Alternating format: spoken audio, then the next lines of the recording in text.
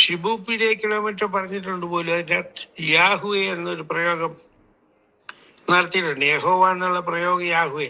ഇപ്പൊ ആരും ആ വാക്ക് ഉപയോഗിക്കില്ല. യാഹുവെ ഉപയോഗിക്കില്ല, യഹോവയെ ഉപയോഗിക്കില്ല. അപ്പം ആ പുസ്തകം എഴുതിയപ്പോ തന്നെ അങ്ങനെ പറയുന്നുണ്ട്, അത് ഇതിന് ഞാൻ മനഃപൂർവ്വം ഇതിനകത്ത് ഉപയോഗിക്കുന്നു എന്നുള്ളതേ ഉള്ളൂ, അതിന് വലിയ അർത്ഥമൊന്നും ഇല്ലാന്ന് അങ്ങനെ പറഞ്ഞിട്ടുണ്ട്. അതിനിപ്പോ എന്ത് ചെയ്യാനൊക്കെ നമ്മുടെ അച്ഛന്മാരെല്ലാം മധുവായിക്കകത്ത് നിന്നുകൊണ്ട് വിളിച്ചു പോകുന്നുണ്ട് യഹോവ യഹോവ യഹോവാണ്. തെറ്റാണെന്ന് അവരോട് പറഞ്ഞു കൊടുത്താലും അവർ മനസ്സിലാക്കിയില്ല. പിതാവും പുത്രനും പരിശുദ്ധ റൂഹായുമായ സത്യേക ദൈവത്തിൻ്റെ നാമത്തിൽ തനിക്ക് സ്തുതി. നമ്മുടെ മേൽ തൻ്റെ കരുണയും മനോഗുണവും എന്നേക്കും ഉണ്ടായിരിക്കട്ടെ. ആമേൻ. നമ്മൾ അല്പസമയം ചിന്തിക്കുന്ന വിഷയം,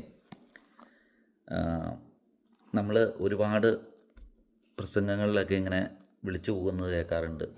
യഹോവ യഹോവ എന്നൊക്കെ പറഞ്ഞിട്ട് ഇങ്ങനെ വിളിച്ചു പോവുകയാണ്. അപ്പോൾ നമ്മുടെ വിശ്വാസം, യാക്കോബായ സഭയുടെ വിശ്വാസം ത്രിയേക ദൈവ വിശ്വാസമാണ്.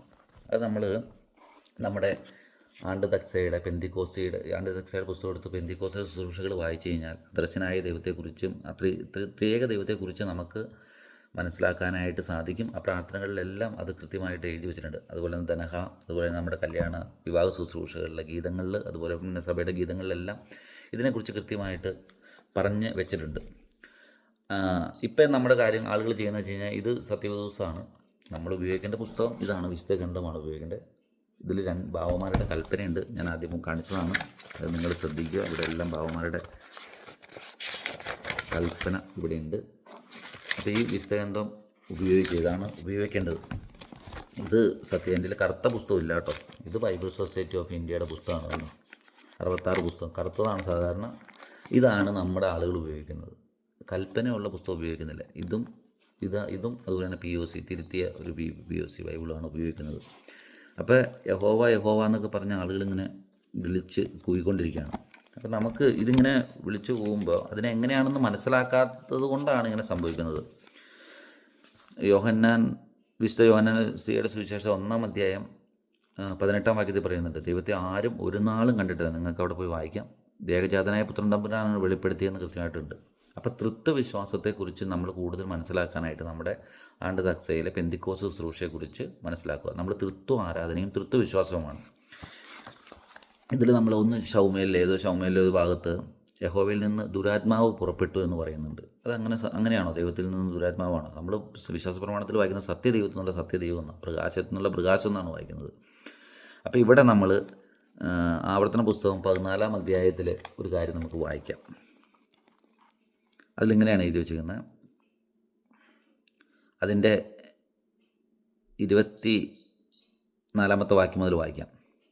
നിന്റെ ദൈവമായ യഹോവ നിന്നെ അനുഗ്രഹിച്ചിരിക്കുമ്പോൾ നിന്റെ ദൈവമായ യഹോവ തൻ്റെ നാമം സ്ഥാപിച്ച് തിരഞ്ഞെടുത്ത സ്ഥലം വളരെ അകലെയും അത് കൊണ്ടുപോകുവാൻ കഴിയാതെ വണ്ണം അതിദൂരവുമായിരുന്നാൽ അത് വിറ്റ് പണമാക്കി പണം കയ്യിലെടുത്ത് നിന്റെ ദൈവമായ യഹോവ തിരഞ്ഞെടുത്ത സ്ഥലത്തേക്ക് കൊണ്ടുപോകണം. നിന്റെ ഇഷ്ടം പോലെ മാടോ ആടോ വീഞ്ഞോ മദ്യമോ, വീഞ്ഞും മദ്യമുണ്ട്, വീഞ്ഞെന്ന് പറഞ്ഞിട്ട് ആരും അതിനെ ഇതാക്കാൻ നോക്കണ്ട, വീഞ്ഞോ മദ്യമോ, ഇങ്ങനെ നീ ആഗ്രഹിക്കുന്ന ഏതിനെയും ആ പണം കൊടുത്ത് വാങ്ങി നിന്റെ ദൈവമായ യഹോവയുടെ സന്നിധിയിൽ വെച്ച് തിന്ന് നീയും നിന്റെ കുടുംബവും സന്തോഷിക്കണം. എങ്ങനെ? മദ്യവും ഒക്കെ കൊടുത്ത് സന്തോഷിക്കണം യഹോവയുടെ സന്നിധിയിൽ വെച്ച്. ഗലാത്യർ 5-ാം അധ്യായത്തിൽ 16 മുതലുള്ള വാക്യങ്ങൾ, 12-16 മുതൽ വാക്യങ്ങൾ വായിക്കുമ്പോൾ മദ്യപാനി ദൈവരാജ്യം അവകാശമില്ല. 14 കൂട്ടം തിന്മ ഉപേക്ഷിക്കണം. സ്നേഹം, ആനന്ദം, ദീർഘക്ഷമ ഇത് നമ്മൾ സ്വീകരിക്കണം എന്നാണ് എഴുതി വെച്ചിരുന്നത്. പൗലോസ്ലീഹയുടെ പുസ്തകം, പൗലോസ്ലീഹയുടെ ഗീതങ്ങളൊക്കെ നമ്മൾ പാടുന്നതാണ്, പൗലോസ്ലീഹ ധന്യം ചൊല്ലാൻ. അപ്പം ഇത്തരം കാര്യങ്ങൾ ചെയ്യുന്ന ഇത്തരം പ്രവൃത്തികൾ ക്രൂരമായ ഒരുപാട് പേര്, സംഖ്യാപുസ്തകം 15-ാം അധ്യായത്തിൽ വായിച്ചാൽ മതി, ശാപത്തിന് ചുള്ളിക്കമ്പ് കൊടുക്കുകയാണ്, ആളെ കൊന്നുകളയാണ്, മോശയുടെ നിയമത്തിൽ എഴുതി വെച്ചല്ലേ. ഇതുപോലെ തന്നെ ഒരുപാട് ഏകദേശം 20 ലക്ഷത്തിലധികം ആളുകളുടെ കൊലപാതകം നമ്മൾ ഇതിലൂടെ നിങ്ങൾ വായിച്ചാൽ മതി. ഇതിലുള്ള കേട്ടോ, ഈ പുസ്തകത്തിൽ പഴയ നിയമത്തിൽ കാണുന്നതാണ്. അപ്പോൾ പുസ്തകത്തിലൂടെ പോകുമ്പോൾ നമുക്ക് കാണാനായിട്ട് പറ്റും. അപ്പോൾ ചില ആളുകൾ പറയുന്നുണ്ട് യേശു തിരുക്കല്ല് കെട്ടി താഴ്ത്ത് കത്തി മുന്തിരിത്തോട്ടത്തിലേക്ക് വന്ന ആളെ കൊന്നുകളഞ്ഞു. അത് കൃത്യമായിട്ട് സഭയുടെ സദറുകളിൽ എഴുതി വെച്ചിട്ടുണ്ട്. സഭയുടെ സ്ഥാപനത്തെക്കുറിച്ചാണ്, യഹൂദന്മാർ ക്രൂശിച്ചതിനെക്കുറിച്ചാണ് ആ ഉപമ പറഞ്ഞേക്കുന്നത്.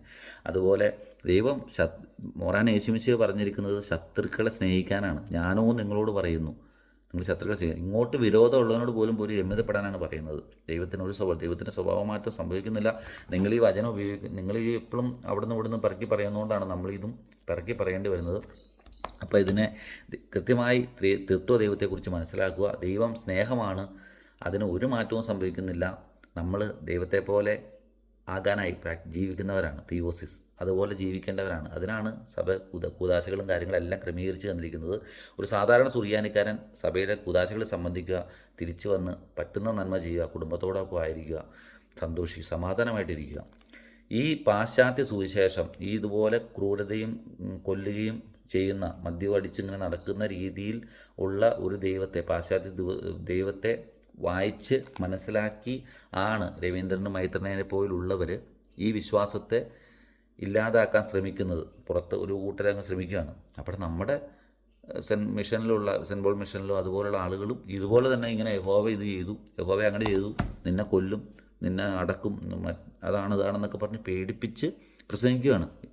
ഇത്രയും പറയുന്നതും യുക്തിവാദികൾ പറയുന്നതും ഈ മിഷൻകാർ പറയുന്നതും എല്ലാം ഏകദേശം ഒരുപോലെ ഇരിക്കുകയാണ്. ദൈവം സഭയുടെ വിശ്വാസം അനുസരിച്ച് നമ്മുടെ പ്രാർത്ഥനകളിലെല്ലാം ഇത് കൃത്യമായിട്ട് എഴുതി തന്നിട്ടുണ്ട്. നിങ്ങളത് വായിച്ച് കൃത്യമായിട്ട് മനസ്സിലാക്കുക. നമ്മുടെ എല്ലാ പ്രാർത്ഥനകളിലും ഗീതങ്ങളിലും ഈ സത്യവിശ്വാസത്തെ സംബന്ധിച്ചിട്ടുണ്ട്. ദൈവം സ്നേഹമാകുന്നു, അത് കൃത്യമായിട്ട് പറഞ്ഞിട്ടുണ്ട് ദൈവം. അപ്പോൾ നമ്മൾ ഒരു കാര്യമുണ്ട്, ഉൽപ്പത്തി മുതൽ നമ്മൾ വെളിപാട് വരെ ഇങ്ങനെ വായിച്ചു പോയി. ബൈബിൾ വായനയാണല്ലോ ഫുള്ള്. നമുക്ക് സഭയ്ക്ക് അങ്ങനെ ഒരു എപ്പോഴും വായിച്ചുകൊണ്ടിരിക്കുന്ന 24 മണിക്കൂർ വായിച്ചുകൊണ്ടിരിക്കുന്ന അങ്ങനെ പരിപാടിയൊന്നുമില്ല. നമ്മൾ അതെല്ലാം തിരുമേനിമാരും അങ്ങനെ ഗീതക്കാരും ദേറക്കാരെല്ലാം അങ്ങനെ വായിച്ചവർ ആ ദൈവ സംപർക്കത്തിലിരിക്കേണ്ടവരാണ്. കുടുംബജീവിതം നയിക്കുന്നവരിങ്ങനെ ആ രീതിയിലാക്കി മാറ്റേണ്ട കാര്യമില്ല. അവർ കൂദാശയെ സംബന്ധിക്കുക, യാമപ്രാർത്ഥനകൾ ചൊല്ലുക കൃത്യമായിട്ട്, അതുപോലെ തന്നെ പറ്റുന്ന നന്മ ചെയ്ത് ജീവിക്കുക. അപ്പോൾ ഇങ്ങനെ നമ്മുടെ വിശ്വാസത്തെ, പൗരസ്ത്യ ദൈവശാസ്ത്രം കൃത്യതയുള്ളതാണ്, സത്യസന്ധമാണ്, അത് ശ്രേഷ്ഠമാണ്, അത് മഹത്വമുള്ളതാണ്. ഒരു യുക്തിവാദിക്കോ ഒരു നിരീശ്വരവാദിക്കോ ചോദ്യം ചെയ്യപ്പറ്റത്തക്കതല്ല. അത് പാശ്ചാത്യ സുവിശേഷം എഴുതി വെച്ചിരിക്കുന്നതും ഇന്ന് കിട്ടുന്ന ബുക്കുകളും എല്ലാം ആ പാശ്ചാത്യ സുവിശേഷം കമൻട്രികളടക്കം ആ രീതിയിലുള്ളതാണ്. അതുകൊണ്ടാണ് ആളുകൾ ലോകം തെറ്റിദ്ധരിക്കപ്പെട്ടു പോയത്. നമ്മുടെ സുവിശേഷത്തെക്കുറിച്ച് മനസ്സിലാക്കുക. സാധാരണ ഒരു സുറിയാനിക്കാരനായിട്ട്, സാധാരണ മനുഷ്യനായിട്ട് ജീവിക്കുക എന്ന് വെച്ച് കഴിഞ്ഞാൽ ദൈവം അങ്ങനെ ദൈവത്തെ തള്ളി ജീവിക്കുക അങ്ങനെയൊന്നുമല്ല.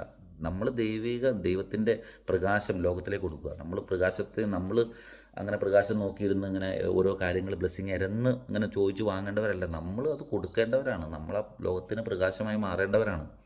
അതാണ് സഭയുടെ പ്രാർത്ഥനകളിലൂടെ നമുക്ക് കാണാൻ സാധിക്കുന്നത്. അതെല്ലാം പഠിപ്പിക്കേണ്ടവർ തിരുമേനിമാർ, അച്ഛന്മാരാണ്. അതിനെക്കുറിച്ച് അവർക്ക് നല്ല ബോധ്യമുണ്ട്. അവരത് കൃത്യമായി പഠിപ്പിക്കും.